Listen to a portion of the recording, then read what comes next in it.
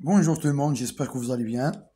Dans cette vidéo, on va commencer le premier chapitre du module mécanique des fluides.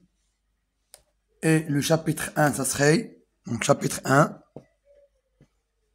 ça serait Introduction à la mécanique des fluides. C'est l'introduction à la mécanique des fluides.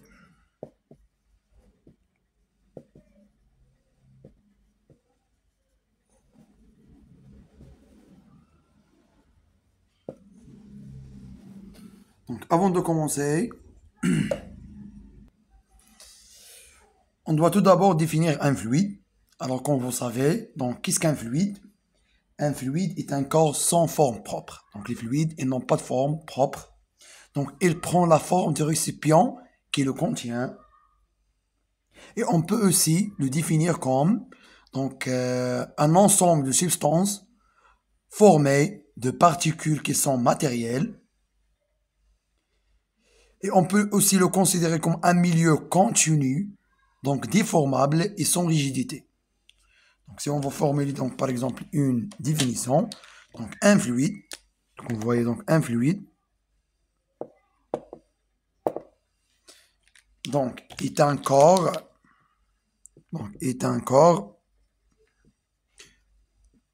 sans forme. C'est-à-dire, il prend la forme de quoi? Du récipient qui le contient.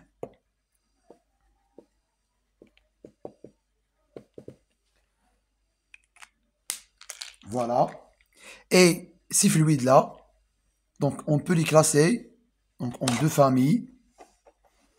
Donc, elles sont classées en deux familles. Donc, les fluides réels et les fluides parfaits. Alors, on distingue donc deux familles. Donc, un fluide donc, est classé en deux familles. Donc, un fluide réel et un fluide parfait. Voilà.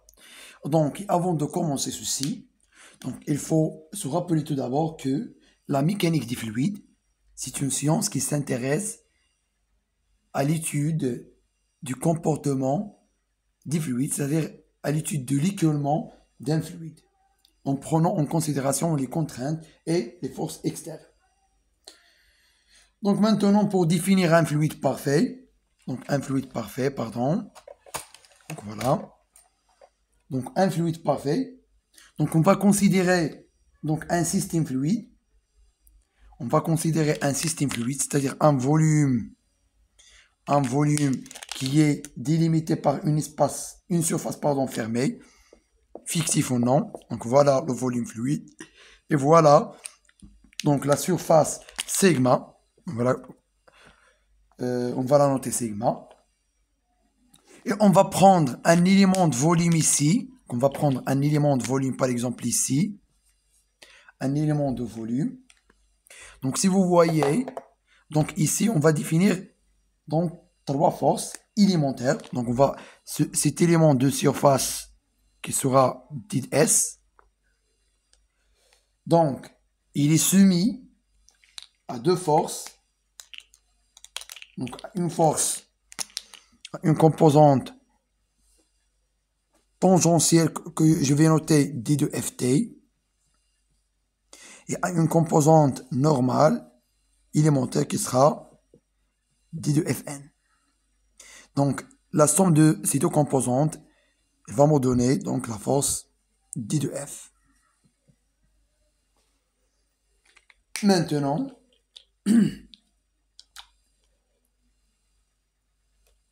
donc cette force-là, donc on avait dit, donc un fluide est dit parfait s'il est possible de décrire son mouvement sans prendre en compte les effets de frottement.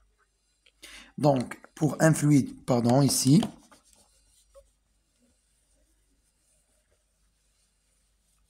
pour un fluide parfait, Donc, je vais considérer que ce fluide-là est parfait. Lorsqu'on veut commencer l'étude de son comportement, on ne va pas prendre en considération les effets. Donc, les effets des forces de frottement, les effets de force de frottement innégligeables.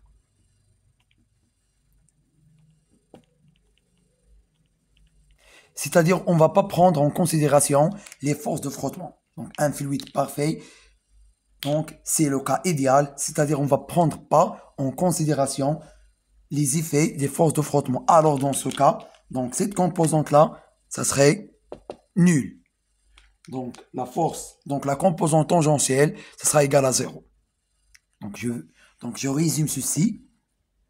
Donc, on a pris donc un fluide qui est délimité par une surface sigma, une surface fermée. Donc, on a défini la force d'interaction au niveau de cette surface. On avait dit que cette force-là, en général, donc, aura deux composantes. Donc, la composante d de f de t, qui est la composante tangentielle, et la composante d de fn, qui est la composante normale. La somme de ces deux composantes donne la force d de f. Alors, pour les fluides parfaits, donc, si vous vous rappelez, donc on ne prend pas en considération les effets des forces de frottement, c'est-à-dire les forces de frottement elles sont négligeables, c'est-à-dire je vais retrancher cette composante, et j'aurai juste la composante normale, qui ça serait, donc, d de f, ça serait confondu avec sa composante normale, et sa composante tangentielle sera 0. Donc, je vais supprimer celle-là, et je vais supprimer cette composante-là. Donc, d de fn égale aussi d de f. Donc, on peut dire ça juste dans les fluides parfaits, lorsque je parle sur les fluides parfaits. Alors, ce qu'il faut retenir que un fluide est dit parfait s'il est possible de décrire son mouvement, son comportement, sans prendre en considération les effets de frottement. Autrement dit, la composante tangentielle est nulle. C'est-à-dire, la force d de f est confondue à sa normale. Est-ce que c'est clair? Alors maintenant, on va parler de la deuxième famille, la deuxième classe des fluides. C'est les fluides, donc les fluides réels. Donc le fluide réel. Alors, pour vous simplifier la tâche, donc dans la nature, on ne dispose pas des fluides parfaits. Donc les fluides parfaits, donc on a vu que les fluides parfaits, ils sont donc des fluides. Donc pour décrire leur mouvement, on ne prend pas en considération les effets des forces de frottement. Donc il n'est qu'un modèle pour simplifier les calculs. Il n'existe pas dans la nature. Mais les fluides qui sont logiques et qui sont réels, qui existent dans la nature, ce sont les fluides réels. C'est-à-dire ces fluides-là, ce sont le cas opposé des fluides parfaits. Donc dans ce cas, pour décrire le mouvement des couches de ces fluides-là, on prend en considération, c'est-à-dire, on doit tenir en compte les effets de force de frottement. Les effets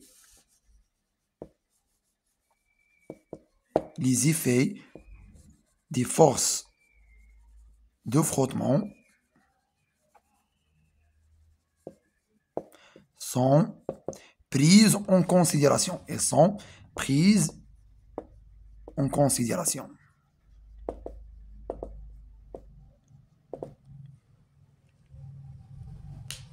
Elles sont prises en considération. C'est-à-dire, donc, lorsque ce fluide se met en mouvement, par exemple, on va considérer par exemple ce fluide-là, donc voilà la Terre, donc ce fluide, lorsque ces couches donc vont se mettre en mouvement, donc une force apparaît Donc, une force qui va empêcher donc ce mouvement apparaît, ce sont les forces de frottement interne. Donc, force de frottement interne. Qui vont intervenir, c'est-à-dire ils vont empêcher le mouvement des couches de ce fluide à l'aise. Ils ne vont pas rendre ce mouvement à l'aise. Ils vont empêcher غادي يديروا العرقله ديال هذا الموفمون هذا. Voilà, donc en grosso modo, donc on avait dit un fluide, donc est un corps sans forme propre. هو واحد لو كور اللي ما عندوش واحد الشكل ديالو، يعني il prend la forme du récipient qui le contient. حطينا مثلا dans un cylindre, غادي يدير la forme d'un cylindre. حطينا dans une sphère, il va prendre donc la forme d'une sphère. Dans un cube, il va prendre la forme d'un cube. Voilà. Deuxième des choses, donc les fluides, ils sont classés en deux familles. La famille des fluides réels et la famille des fluides parfaits. Donc, la famille des fluides parfaits, هو غير واحد لو modèle pour simplifier les calculs. يعني هنا les effets des forces frottement lors du mouvement ديال هاد les fluides هادو ils ne sont pas pris en considération. يعني le frottement بحال ما كاينينش. يعني on néglige les effets des forces de frottement. Mais pour un fluide réel qui existe dans la nature اللي هو كاين نيت حقيقي كيكون عندنا في la nature, هنايا فاش كيكون le mouvement ديال هاد الفلويد هذا on prend en considération les effets de force de frottement. C'est-à-dire les forces de frottement internes qui sont opposées au mouvement ديال les couches ديال هاد الفلويد. Donc on va voir ceci dans le deuxième chapitre, le troisième chapitre, lorsqu'on va appliquer les théorèmes qui sont en relation avec la dynamique des fluides. D'une autre part, on a aussi une troisième famille des fluides, ce sont les fluides, ce sont les fluides incompressibles. Donc maintenant, on va définir donc, un fluide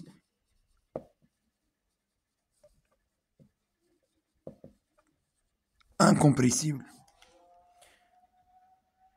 Donc, un fluide est dit incompressible lorsque le volume occupé par une masse donnée ne varie pas en fonction de la pression. Donc, la pression, donc, il n'y a pas aucune relation entre ici, entre le volume et la pression. C'est-à-dire, on applique une pression externe, quand on a de la pression externe, à l'aide le fluide, il est incompressible, le volume ديالو كيبقى constant. Lorsque le volume occupé par une masse, c'est-à-dire un fluide, incompressible, ne dépend pas de la pression externe, on dit ici qu'on est en train de traiter le cas des fluides incompressibles. Les exemples, donc exemple, les liquides. Les liquides, ils sont des fluides incompressibles. Alors, donc, l'autre type, d'une autre part, est les fluides compressibles. Alors, un fluide, il est compressible.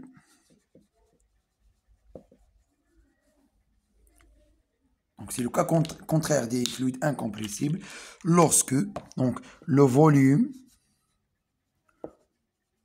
occupé par une masse, ici, dépend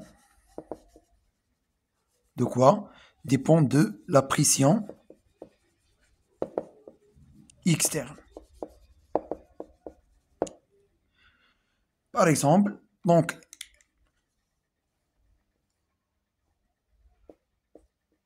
dans le seringue, donc je vais un seringue comme ça. Donc je vais appliquer ici, donc il contient, regardez bien, donc je vais fermer cette partie là. Donc il contient un gaz par exemple. Par exemple, je vais choisir l'air. Ici, on a une pression P1 et un volume V1. Donc je vais appliquer une pression ici, pression externe. Qu'est-ce que j'aurai? Donc, lorsque je vais appliquer donc la pression,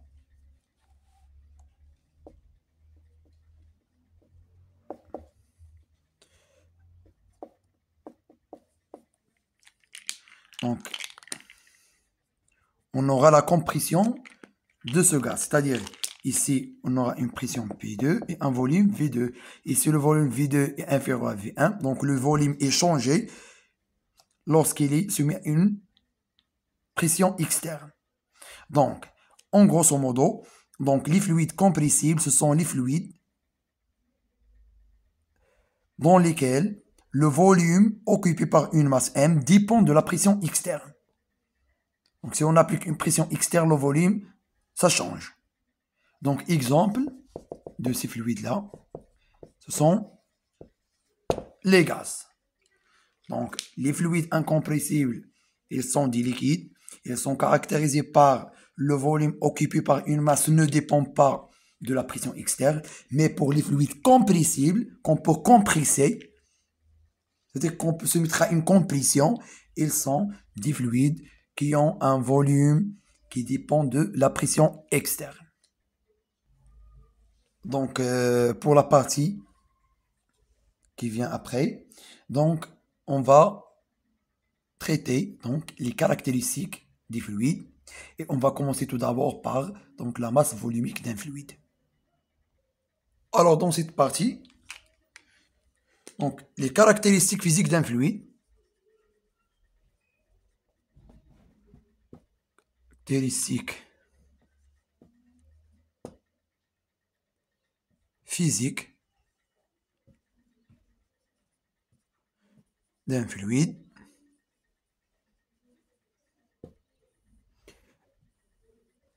Et on va entamer cette partie par la masse volumique. C'est-à-dire masse volumique. Donc, qui est définie par, donc vous savez, donc la relation de la masse volumique. Donc, il est noté ρ est égal la masse sur le volume. Donc, la masse, son unité de le système international, c'est kg par mètre cube. Alors, la masse, ça serait en kg et le volume, ça serait en mètre cube. Ceci dans donc, le système international. Alors, par exemple, on prend des fluides. Par exemple, l'eau. Donc, l'eau. Donc, elle a une masse volumique qui est égale à 10 à la puissance 3 kg par mètre cube. Par exemple, le benzène. Donc, le benzène. Et là, ρB est égal, par exemple, 0,880 fois 10 à la puissance 3 kg par mètre cube, etc. Alors, ce qu'il faut retenir, c'est la relation, la fameuse relation de la masse volumique. C'est ρ est égal à la masse sur le volume ou le rapport de masse sur le volume. Maintenant, donc on va introduire une nouvelle caractéristique. Donc, c'est la viscosité. Donc, pour les fluides, donc, il faut tout d'abord savoir leur viscosité. Donc, c'est une caractéristique qui caractérise, donc, c'est une caractéristique très très importante qu'il faut savoir. Donc, la viscosité, on va voir les deux types de viscosité et comment peut-on la calculer. Donc, la viscosité d'un fluide. Donc, il est défini. Tout d'abord, c'est une caractéristique. C'est une caractéristique importante. C'est une caractéristique importante